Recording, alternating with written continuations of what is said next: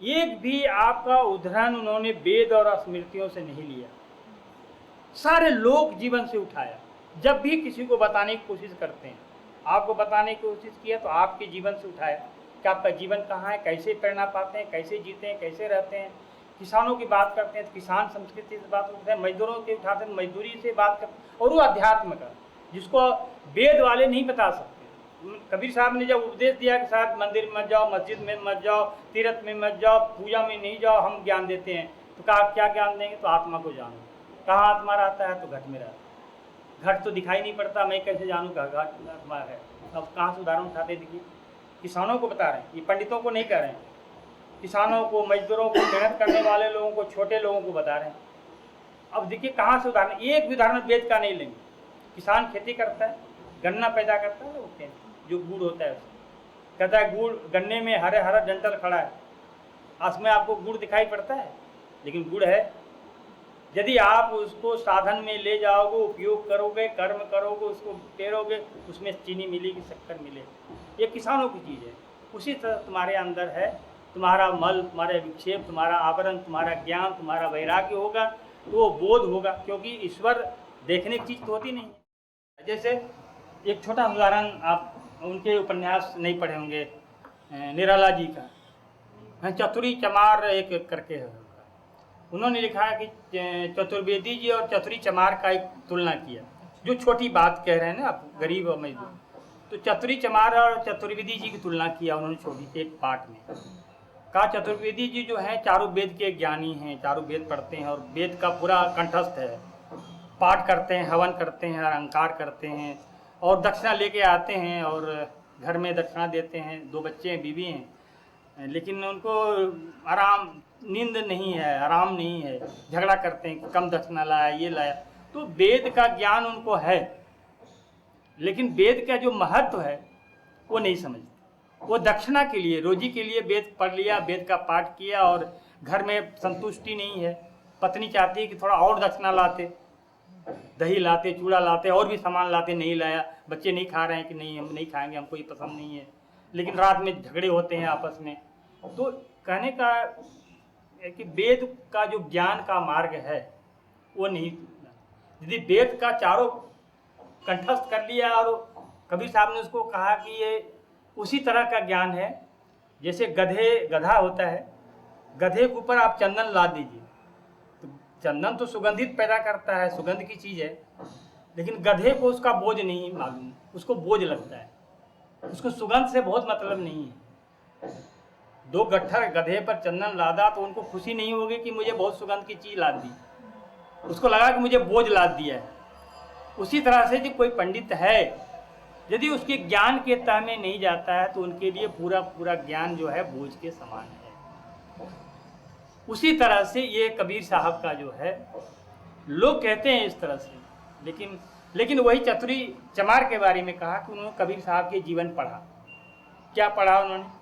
उनको उस समय 1.5 रुपया की मजदूरी मिलती है, 12 आने के चावल लाते हैं, चावल को उबालते हैं, उसमें नमक डाल के, मिर्ची डूल के, बाल बच्चे मिलकर खा लेते हैं।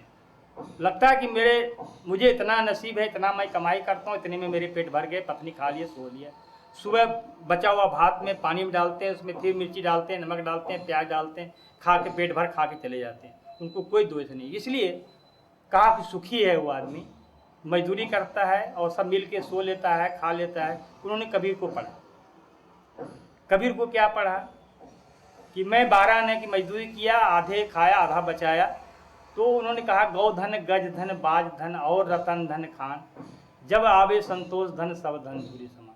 कि धन कभी सुख की वस्तु नहीं होती, और धन यदि सुख की वस्तु होती तो महात्मा बुद्ध राजपाट स्त्री पुरुष छोड़ के जंगल में नहीं जाते, महावीर नहीं जाते, राजा भर्तृहरि नहीं जाते, अनेक राजे गए।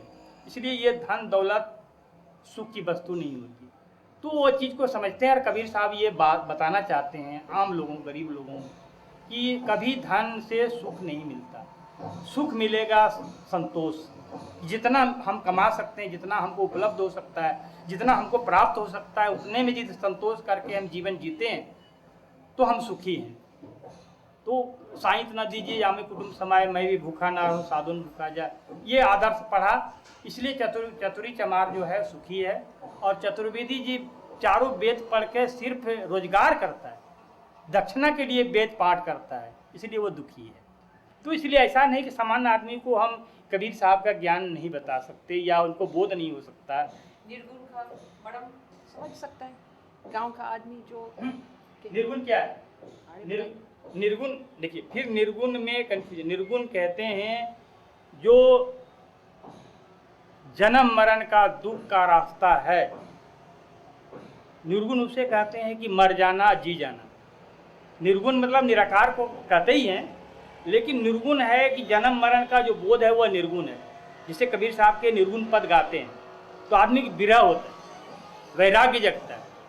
जैसे कैसे मन फूला फूला फिरे जगत में कैसा नाता रे, अरे मन तुम फूला ये निर्गुण है। ये निर्गुण है कि आपको बोध दिलाया कि तुम क्यों फूले फूले फिर रहे हो। फूले फूले इसलिए फिर रहे हैं कि आप पढ़े लिखे हैं, आपके पास पैसा है, आपके पास दौलत है, आपके पास धन है, लेकिन ये मिट जाएगा, ये नहीं रहेगा, ये ख़त्म हो जाएगा, ये यहीं रह जाएगा, इसलिए आप मन फूला फूला मत फिरो। ये निर्गुण है। तुमको सच्चाई क्या है, जीवन में सुखी से रहो, उस परमात्मा को जानो जिसके लिए बोध करना है, जो तुम्हारे अंदर है। और फिर तुमको जहाँ जाना है, कहाँ जाना है, वो आत्मा को जानना है, उसकी बोध करो, वह निर्गुण है, उसको जानना है। ये जो मन फूला फूला फिर करके, इसको निर्गुण पद कहते हैं। और निर्गुण इसी को कहते हैं कि मृत्यु को जानना, आत्मा को जानना, ये निर्गुण की बात है। निर्गुण ऐसा नहीं निराकार है, कहीं परमात्मा ने तो दर्शन है। तो बहुत सारी चीज़ें इस तरह है जो कबीर साहब ने जन सामान्य के लोगों में कहा, तभी इतना बड़ा पंथ बना, इतनी बड़ी परंपरा खड़ी हुई। और कबीर साहब पूरे देश के लोगों ने स्वीकारा उस समय। आज लगता है कि हम निर्गुण की बात कह करके लोगों को या पूजा करके लोगों को बोल सकते हैं। कबीर साहब ने ऐसा कुछ नहीं कहा, सीधी बात कह दिया, मंदिर मत जाओ, मस्जिद में जाओ, तीर्थ मत करो, पूजा न करो। फिर भी उनके साथ लाखों लोग चल रहे थे। तो कोई बात ऐसी कह रही थी जनता के पक्ष में, जनता के हित में, जनता के कल्याण के लिए, तभी तो उनके साथ लोग चल रहे थे। तो ऐसा नहीं है कि हम सामान्य लोगों में यदि सच्ची बात कहेंगे, सहज बात कहेंगे, जो स्वीकार्य है, जो मान सकते हैं और सरल से कर सकते हैं, ऐसा नहीं समझ सकते, मान सकते।